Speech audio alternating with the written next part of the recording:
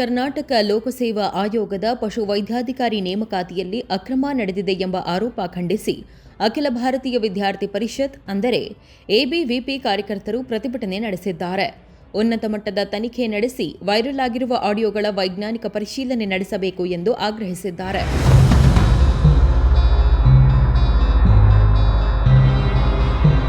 ತುಮಕೂರು ನಗರದ town hall ವೃತ್ತದಲ್ಲಿ ABVP ಕಾರ್ಯಕರ್ತರು ಮಾನವ ಸರಪಳಿ ನಿರ್ಮಿಸಿ ರಾಜ್ಯ ಸರ್ಕಾರದ ವಿರುದ್ಧ ಘೋಷಣೆಗಳನ್ನು ಕೂಗಿದರು. ಕೆಪಿಎಸ್ಸಿ ಪಶುವೈದ್ಯಾಧಿಕಾರಿ ನೇಮಕಾತಿಯಲ್ಲಿ ಅಕ್ರಮ ನಡೆದಿದೆ ಎಂಬ ಆರೋಪದ ಕುರಿತು ಸಮಗ್ರ ತನಿಖೆ ನಡೆಸಿ ತಪ್ಪಿತಸ್ಥರ ವಿರುದ್ಧ ಕಠಿಣ ಕಾನೂನು ಕ್ರಮ ಕೈಗೊಳ್ಳಬೇಕು ಎಂದು ಒತ್ತಾಯಿಸಿದರು. ಸರ್, ಇವತ್ತು ಅಖಿಲ ಭಾರತೀಯ ವಿದ್ಯಾರ್ಥಿ ಪರಿಷತ್ ತುಮಕೂರಿಂದ ಹೋರಾಟಕ್ಕೆ ಕರೆ ಕೊಟ್ಟಿದ್ವಿ. ಕಾರಣ ಏನಪ್ಪ ಅಂತಂದರೆ ಇವತ್ತು KPSC ಆಗಿರ್ತಕ್ಕಂಥ ಹಗರಣ ಸರ್.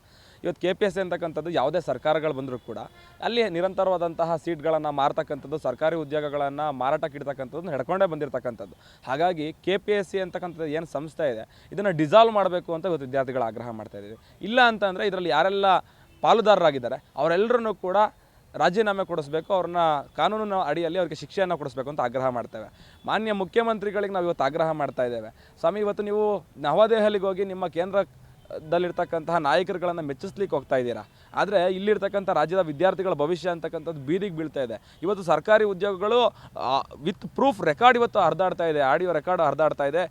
80 ಲಕ್ಷಕ್ಕೆ ₹1 ಕಡಿಮೆ ಇಲ್ಲ, 40 ಲಕ್ಷ ಅಡ್ವಾನ್ಸ್ ಮಾಡಬೇಕು ಅಂತ ಇವತ್ತು ರಾಜಾರೋಷವಾಗಿ ಮಧ್ಯವರ್ತಿಗಳು ಹೇಳ್ತಾ ಇದ್ದಾರೆ. ಕರ್ನಾಟಕ ಸ್ಥಿತಿಯನ್ನು ಯಾವ ಹಂತಕ್ಕೆ ತಗೊಂಡು ಹೋಗ್ತಾ ಇದ್ದೀರಾ? ತಾವು ನೈತಿಕ ಹೊಣೆಯನ್ನು ಹೊತ್ತು ನೀವು ಕೂಡ ರಾಜೀನಾಮೆ ಕೊಡಬೇಕು ಅಂತ ಇವತ್ತು ವಿದ್ಯಾರ್ಥಿ ಪರಿಷತ್ ಆಗ್ರಹಿಸ್ತಾ ಇದೆ. ರಾಜ್ಯದಲ್ಲಿ ಇವತ್ತು ಸಾಲು ಶೈಕ್ಷಣಿಕ ಸಮಸ್ಯೆಗಳಿದೆ. ಇವತ್ತು ನಮ್ಮ ವಿದ್ಯಾರ್ಥಿಗಳು ಹೇಳಿದ ಹಾಗೆ ಇವತ್ತು ಒಂದು ಬಸ್ಸಿನ ಸಮಸ್ಯೆ ಅಂತಂದರೆ 50-60 ಜನ ಓಡಾಡಬೇಕಾಗಿರೋ ಬಸ್ಸಲ್ಲಿ 100-120 ಜನ ಓಡಾಡ್ತಾ ಇದ್ದಾರೆ. ಜೀವನೂ ಕೂಡ ಇವತ್ತು ಕೈಯಲ್ಲಿ ಹಿಡ್ಕೊಂಡು ವಿದ್ಯಾರ್ಥಿಗಳು ಓಡಾಡ್ತಾ ಇದ್ದಾರೆ, ಉಸಿರು ಕಟ್ಕೊಂಡು. ಸ್ವಾಮಿ, ನೀವು ಆರಾಮಾಗಿ AC ಕಾರಲ್ಲಿ 60-70 ಲಕ್ಷ ಕೋಟಿಗಟ್ಟಲೆ ಬೆಲೆ ಬಾಳೋ ಕಾರಲ್ಲಿ ಓಡಾಡ್ತಿದ್ದೀರಾ.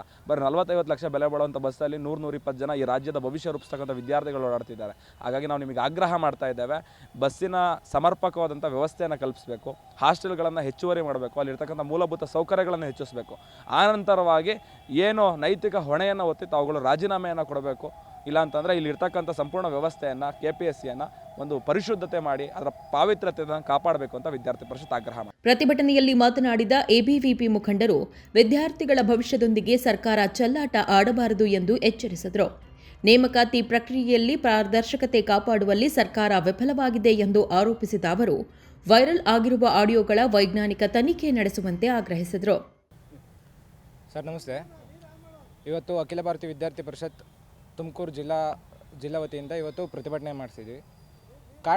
ಕಾರಣ ಏನಪ್ಪ ಅಂತಂದರೆ ಇವತ್ತು KPSCಲಿ ಹಗರಣ ನಡೆದಿರೋವಂಥದ್ದು ನಿಮಗೆಲ್ಲ ಗೊತ್ತಿದೆ. ₹1 ಕಡಿಮೆ ಇಲ್ದಂಗೆ 80 ಲಕ್ಷ ರೂಪಾಯಿ ಕೊಟ್ಟರೆ ನಾವು ಕೆಲಸ ಗಿಟ್ಟಿಸ್ಕೊಡ್ತೀವಿ, ವೈದ್ಯಾಧಿಕಾರಿಗಳ ಜಾಬ್ನ ಕೊಡಿಸ್ತೀವಿ ಅಂತ ಮಧ್ಯವರ್ತಿಗಳಿಂದ ಹೇಳಿಸ್ತಾ ಇದ್ದಾರೆ. ಈ ಮಾನ್ಯ ಮುಖ್ಯಮಂತ್ರಿಗಳು ಸೆಂಟ್ರಲ್ಗೆ ಹೋಗಿ ಡೆಲ್ಲಿಯಲ್ಲಿ ಪ್ರತಿಭಟನೆ ಮಾಡ್ತಾರೆ, ಎಜುಕೇಷನ್ ಮಿನಿಸ್ಟ್ರು ರಾಜೀನಾಮೆ ಕೊಡಬೇಕಂತ. ಆದರೆ ಇಲ್ಲಿನ ವ್ಯವಸ್ಥೆ ನೋಡಿದ್ರೆ ಹದಗೆಟ್ಟು ಹೋಗಿದೆ. ಇಲ್ಲಿ KPSC ಹಗರಣಗಳಾಗ್ತಿದ್ರೆ ಒಂದು ಕಡೆಯಲ್ಲಿ ವಿದ್ಯಾರ್ಥಿಗಳಿಗೆ ಸ್ಕಾಲರ್ಶಿಪ್ ಬರ್ತಾಯಿಲ್ಲ, ಬಸ್ ಫೆಸಿಲಿಟೀಸ್ ಅಂತೂ ಇಲ್ಲವೇ ಇಲ್ಲ. ಬಸ್ ಫ್ರೀ ಕೊಟ್ಟಿದ್ದಾರೆ ಸರ್, ಒಪ್ಕೊತೀವಿ, ಖುಷಿ ವಿಚಾರ, ಅದು ವಿದ್ಯಾರ್ಥಿ ಪರಿಷತ್ ಅದನ್ನ ಸ್ವಾಗತಿಸುತ್ತೆ.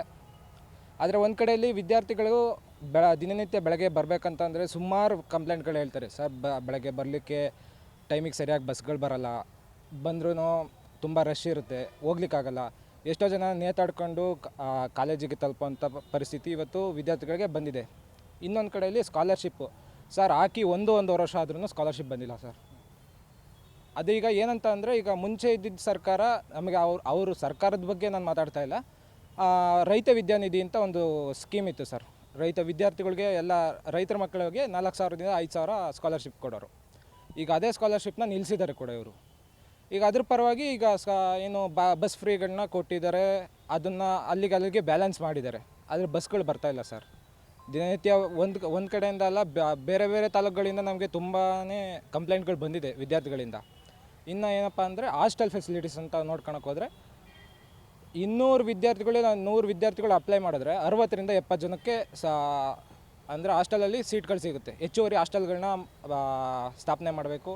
ಇಲ್ಲ ಇರುವಂಥ ಹಾಸ್ಟೆಲ್ಗಳಲ್ಲೇ ಹೆಚ್ಚುವರಿ ಬೆಡ್ಗಳನ್ನ ನೀಡಿ ವಿದ್ಯಾರ್ಥಿಗಳಿಗೆ ಹಾಸ್ಟೆಲ್ ಫೆಸಿಲಿಟೀಸ್ ಮಾಡಿಕೊಡ್ಬೇಕು. ಅಂದರೆ ಅವ್ರಿಗೆ ಫುಡ್ ಕ್ವಾಲಿಟಿಗಳನ್ನ ನೋಡಿದ್ರೆ ಸರ್ ನೀವು ತಿನ್ನೋಕ್ಕೂ ಮನಸ್ಸು ಬರಲ್ಲ ಸರ್. ಈವನ್ ಅವರು ಶಿಕ್ಷಣ ಸಚಿವರನ್ನ ಪ್ರಶ್ನೆ ಮಾಡಲಿಕ್ಕೆ ಅಂತ ಹೋದರೆ ಶಿಕ್ಷಣ ಸಚಿವರೇ ಇಲ್ಲ. ಈಗ ಇಂಥವನ್ನೆಲ್ಲ ಪ್ರಶ್ನೆ ಮಾಡಬೇಕಂದ್ರೆ ಶಿಕ್ಷಣ ಸಚಿವರನ್ನ ರಾಜೀನಾಮೆ ಕೇಳಬೇಕಾಗಿತ್ತು ನನ್ನ ಲೆಕ್ಕ. ಸರ್, ಇವತ್ತಿನ ಆಗ್ರಹ ಏನಾಗಿತ್ತು ಸರ್? ಇವತ್ತು KPSC ಹಗರಣ ಆಗಿರೋದ್ರಿಂದ ವಿದ್ಯಾರ್ಥಿಗಳಿಗೆ ನಾನಾ ರೀತಿಯ ಶೈಕ್ಷಣಿಕ ಸಮಸ್ಯೆಗಳು ತುಂಬಾ ಈಗ ರಾಜ್ಯದ ಎಲ್ಲ ನಾನಾ ಕಡೆಯಿಂದನೂ ಸಮಸ್ಯೆಗಳು ತುಂಬ ಇದೆ. ಈಗ ಶಿಕ್ಷಣ ಸಚಿವರು ಇಲ್ಲದ ಕಾರಣ ಮಾನ್ಯ ಮುಖ್ಯಮಂತ್ರಿಗಳು ರಾಜೀನಾಮೆ ಕೊಡಬೇಕು, ಇಲ್ಲ ಅಥವಾ ಈಗ ನಡೆದಿರುವಂಥ ಎಲ್ಲ ಸಮಸ್ಯೆಗಳಿಗೆ ಒಂದು ತಾತ್ಕಾಲಿಕವಾಗಿ ಪರಿಹಾರವನ್ನು ನೀಡಬೇಕು. ಪ್ರತಿಭಟನೆಯಲ್ಲಿ ರಾಜ್ಯ ಸರ್ಕಾರದ ವಿರುದ್ಧ ಘೋಷಣೆಗಳನ್ನು ಕೂಗಿದ ಎಬಿವಿಪಿ ಕಾರ್ಯಕರ್ತರು ಮುಖ್ಯಮಂತ್ರಿ ನೈತಿಕ ಹೊಣೆ ಹೊತ್ತು ರಾಜೀನಾಮೆ ನೀಡಬೇಕು ಎಂದು ಒತ್ತಾಯಿಸಿದರು. ಜಿಲ್ಲಾ ಸಂಚಾಲಕ ಸಿದ್ದರಾಮಯ್ಯ, ರಾಜ್ಯ ಕಾರ್ಯ ಸಮಿತಿ ಸದಸ್ಯ ಲೋಕೇಶ್, ವಿದ್ಯಾರ್ಥಿನಿ ಪ್ರಮುಖ ವರಲಕ್ಷ್ಮಿ ಸೇರಿದಂತೆ ನೂರಾರು ವಿದ್ಯಾರ್ಥಿಗಳು ಪ್ರತಿಭಟನೆಯಲ್ಲಿ ಭಾಗವಹಿಸಿದರು.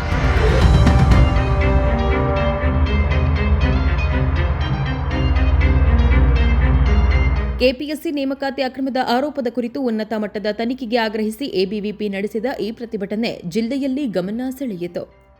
ನ್ಯೂಸ್ ಡೆಸ್ಕ್, ಪ್ರಗತಿ ಟಿವಿ, ತುಮಕೂರು.